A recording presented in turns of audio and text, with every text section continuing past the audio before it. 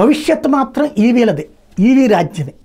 ఇవాళ ఉన్న మెకానిక్లందరూ కూడా సాధ్యమైనంత వరకు ఈ ఎలక్ట్రిక్ వెహికల్స్ని రిపేర్లు చేయడం నేర్చుకుంటే బెటర్. వచ్చే 5 ఏళ్ల తర్వాత చూసుకుంటే ఇప్పటికే ఎలక్ట్రిక్ వెహికల్స్ మీద మోజు పెరిగింది. దానికి కారణం ఏంటంటే ఒక కారు వాడేటటువంటి వాళ్ళు మినిమం ఒక 500 లీటర్లకి తక్కువ అవదు నెలకి. ఇంటి దగ్గర నుంచి ఆఫీస్కి వెళ్ళి వచ్చే వాళ్ళకే అంత అవుతుంది.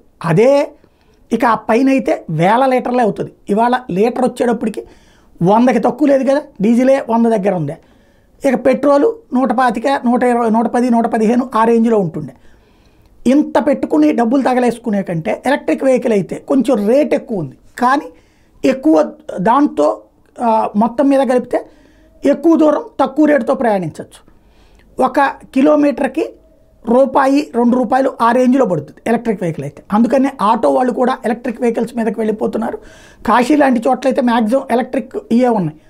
ఇప్పటికి కూడా ఉన్న ఏకైక సమస్యల్లో ఏంటంటే ఈ 4 వీలర్స్కి కావాల్సింది. ఇప్పటికీ 2 వీలర్స్కి 2 బ్యాటరీలు పట్టుకుని పోతున్నారు. 4 వీలర్స్కి కూడా కనుక బ్యాటరీ చేంజ్ చేసుకునే సిస్టమ్ వచ్చిందంటే అసలు ఎలక్ట్రిక్ వెహికల్స్ తప్పించి ఇంకోటి ఎవడు కొండం. ఇలాంటి స్టేజీకి ప్రోత్సహిస్తోంది కేంద్ర ప్రభుత్వం కూడా. ఒకటే లెక్క, దేశవ్యాప్తంగా కనుక ఏదైతే వాహన పన్ను ఉంటుంది కదా, కొనుగోలు చేసేటప్పుడు 2 లక్షలు 3 లక్షలు ఇట్లాగా నొక్కేస్తున్నారు కదా, అది తీసేస్తే అందరూ ఈ వెహికల్స్ కొనడం మానేసి అయ్యే కొనేస్తారు.